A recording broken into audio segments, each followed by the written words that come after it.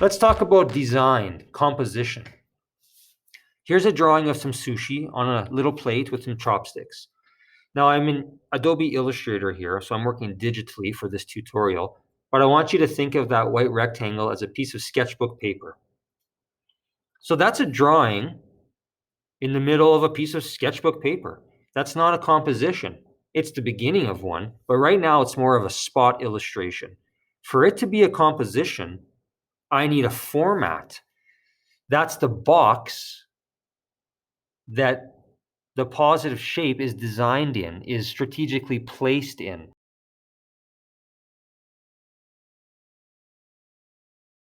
The box that a composition is designed in is called the format. So I'll be using that term a lot in the upcoming examples. So that's what composition is. It involves successfully placing visual elements inside a format, and that requires design. So visual elements are things like images and textures, colors, values, shapes, lines. And so as an artist, you have to decide where these visual elements go inside that box, and that's design. Now, consider this to better understand what I mean by design. The image on the left is a dog drawn, say, on the page of a sketchbook. So sometimes I refer to that as like a spot illustration.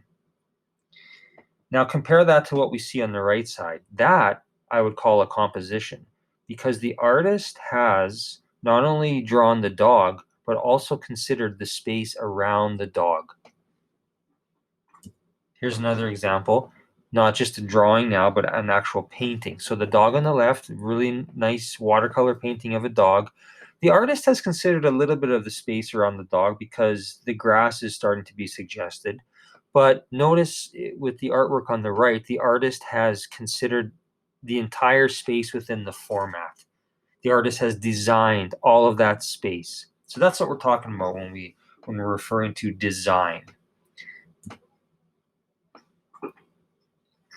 So as soon as you place a visual element like a shape inside a box, you automatically create shapes around that main shape. So in other words, the gray shape is there and it's occupying a lot of space inside that box, but then all those white spaces around the artwork are part of the artwork too. And so that's where design comes in, when we want to develop that space also. Now, compare this example with the last example. So what I've done here is I've actually enlarged the positive shape, the gray shape, so that it extends right off the composition. Now it's even more obvious that I have created individual pieces of white shape. 1, 2, 3, 4, 5, 6, 7 of them. 8. Did I count that right? 1, 2, 3, 4, 5, 6, 7, 8. Yeah. Okay, so 8 white shapes, 1 gray shape. So the gray shape rather, we call the positive shape. The white spaces we call the negative shape. And so I just want you to notice that the nature of the negative shape is determined by the nature of the positive shape. So in other words, this negative shape up here in the top right corner has those contours because of the horse's mane. And it has this particular size because of how the horse's head and the jockey's head extend right off the edge of the format. So positive shape in turn creates negative shape. Here's a more practical example. We have one positive shape set in a format, and always remember that the shape of the format is a very important consideration that the artist must make. So this one is narrow and tall, and that's on purpose because the artist strategically extended many parts of the salsa dancer right off the format. By doing so, by having her right arm extended behind her, and by extending that right arm and the skirt right off the left side of the format, the artist has therefore created negative shape number 1. And the extension of the right arm separates negative shape 1 from negative shape 2. The left arm is raised, it's holding a fan. The fan is extending off the format. The fan is overlapping the head. Therefore, negative shape 2 is separated from negative shape 3, and negative shape 3 separated from negative shape 4. You get the idea.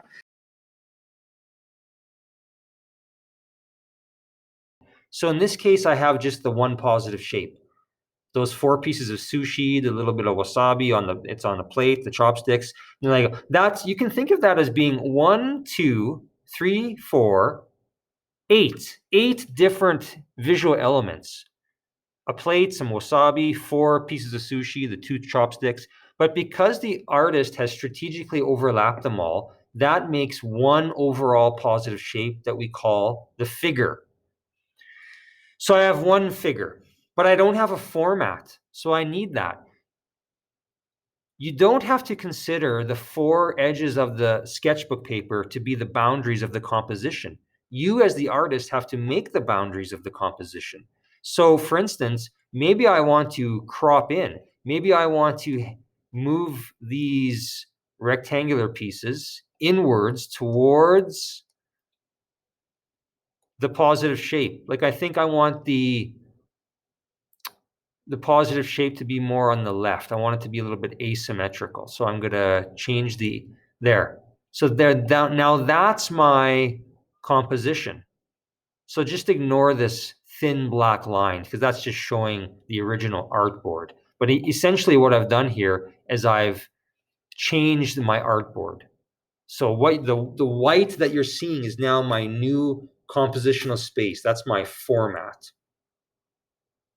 And so you can do the same thing at home if you have a ruler or a couple of rulers. You can just move them, place them along your positive shape and just decide on how tight you want to crop in towards that positive shape. And keep in mind that as you do that, you're changing the negative shape. Now, how else can you change the negative shape? Well, you can start drawing more things into it. Maybe before I go on, I just want to really stress what I mean by positive, negative shape. So I'm going to do that. So now my negative shape is pink and my positive shape is white. But remember that we call that positive shape the figure because I have multiple shapes, multiple things, but they're all strategically grouped to make one overall figure. The white is the positive shape or the figure. The pink is the negative shape, which is sometimes called the ground.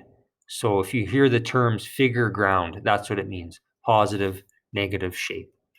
Okay, so how can I break up my negative shape even more so that it's not just like a big piece of negative shape or 2 or 3 big pieces?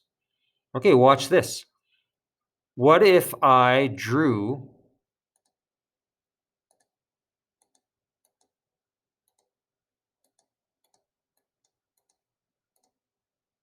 there, sorry. What if I draw 1, 2, 3 lines? By drawing those 3 lines, I have now broken up the negative shape. Think of it like this. So now it's like I've drawn a placemat.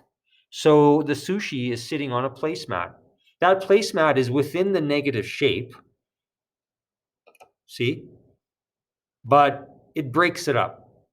I can break it up even more by adding an object at the top, like a glass. And the glass goes right to the edge of my format. I just tweaked the top of my format there. Okay, so I'm breaking up the negative shape more and more by adding things into the space of it, but I'm not interfering with the positive shape.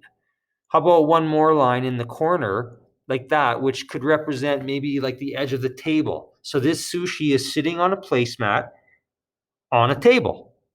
And also on the placemat is that glass. So that's how you can design a composition by strategically thinking about how the positive shape fits into the format and then break up the negative shape by adding more lines and shapes. They're like shapes within shapes. Okay, so drawing is one thing, but this is designing a composition, which is another important part of the art making process.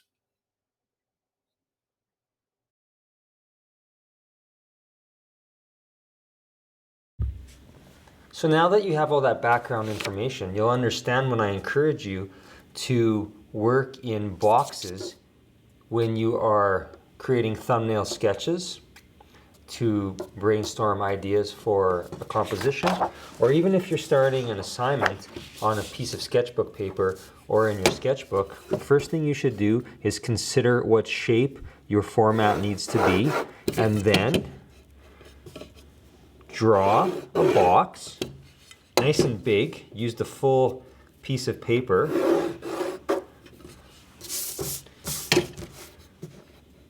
Draw the appropriate shape of box based on your compositional idea, because you know that the shape of the box will determine the negative shape. And then design your composition inside that format.